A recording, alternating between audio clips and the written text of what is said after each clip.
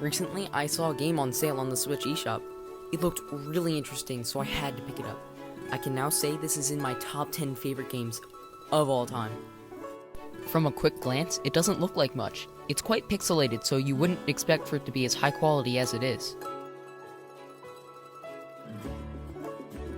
The game starts with you driving with your aunt in a car to go to Hawk Peak. You get to this Hawk Peak and there is no reception. So, you have to get to the top of the mountain in order to get reception and accept a call. This is a free roam game, so you can go wherever you want, whenever you want. One problem with that last statement is that in order to traverse the game, you need an item called a golden feather. It enables you to double jump depending on how many you have. If you have 1, you jump once, 2, you jump twice, etc. Without every feather, it's impossible to trek to the top. There are a bunch of side quests, as I call them, in this game. One of them is to return a headband to someone who believes it gives them luck in a race. You find a fast turtle, which is the biggest oxymoron I've ever heard.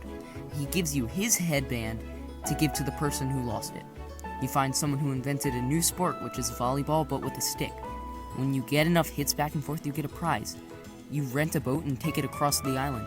You find someone who gives you their fishing rod just because you asked if fishing is hard or not. You sell the fish you caught to this guy for some money and bait. You buy golden feathers off someone because they need to fund their college loans.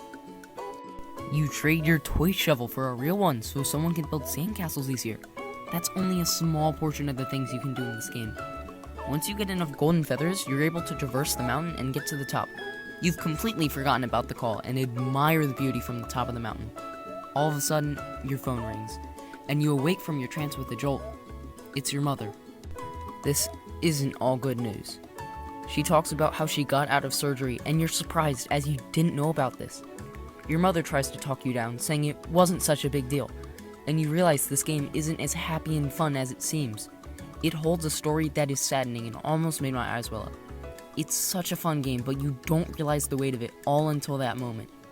Once the phone call is over, you're able to glide down the mountain, and it's honestly breathtaking. You glide across the top of this island and see the northern lights up close while a fitted song plays. This game holds such depth, and that's much of the reason why I love it. An excellent story overall, and great character development for such a short game. As I stated earlier, the game is pretty pixelated compared to today's standards. That doesn't hold down the game at all though. I believe if the game was up to HD, the character models wouldn't look as good and it would kinda destroy the atmosphere that it lays down. This game is the representation of the phrase, the journey is better than the destination. The journey is incredible and the destination is breathtaking and wraps everything else up in the rest of the game later down. This is an almost perfect game by my standards, and before I rank it, I would just like to say that instead of ranking games on a scale of 1 to 10, I would like to change it to how satisfied with the game I am. I would like to now say that my overall satisfaction with this game is extremely satisfied. I suggest picking this game up 100% if you have the time.